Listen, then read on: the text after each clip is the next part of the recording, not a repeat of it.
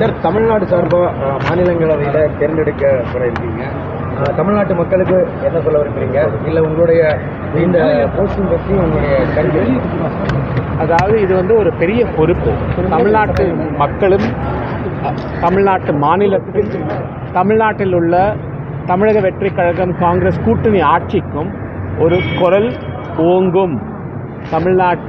இந்தியாவில் பாராளுமன்றத்தில் ராஜ்யசபாவில் இந்த கூட்டணியில் முதல் பிரதிநிதியாக நான் பாராளுமன்றம் செல்வதற்கு ரொம்ப பெருமையை அடைகிறேன். அதே சமயம் இது ஒரு பெரிய பொறுப்பு கூட. இதுக்கு வந்து முதல்ல நான் மாண்புமிகு முதலமைச்சர் திரு ஜோசப் விஜய் அவர்களுக்கும் தமிழக வெற்றி கழகத்தின் தலைவர்களும் தொண்டர்களும் சப்போர்ட்டர்ஸுக்கும் காங்கிரஸ் கட்சியின் தலைவர்கள் திரு ராகுல் காந்தி, மல்லிகார்ஜுன கர்கே அவர்களுக்கும் காங்கிரஸ் கட்சியின் சட்டமன்ற உறுப்பினர் அவர்களுக்கும் காங்கிரஸ் கட்சியின் தொண்டர்களுக்கும் என்னுடைய மனமார்ந்த நன்றி தெரிவித்தேன். கரூர் விவகாரத்தில் சிபிஐ வந்து விசாரணை மேற்கொண்டிருக்காங்க தாந்தூர்தி மலையில். அது பற்றி எனக்கு ஒன்றும் தெரியாதுங்க. நான் இப்போ தான் டெல்லியிலேருந்து வரேன். நேற்று முதலமைச்சர் இருந்தார். நான் அவர் வந்து திரு ராகுல் காந்தி அவர்களையும் அன்னை சோனியா காந்தி அவர்களையும் சந்தித்தார்.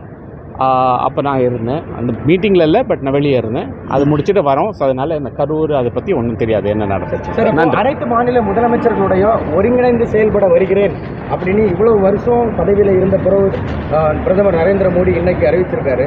இதை பற்றி உங்கள் கருத்து என்ன?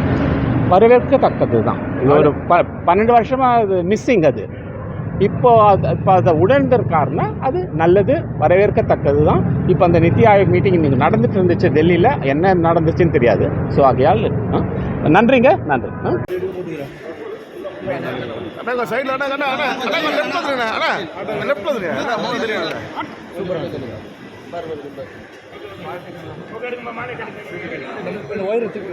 தம்பி இங்க வா, கிட்ட வா.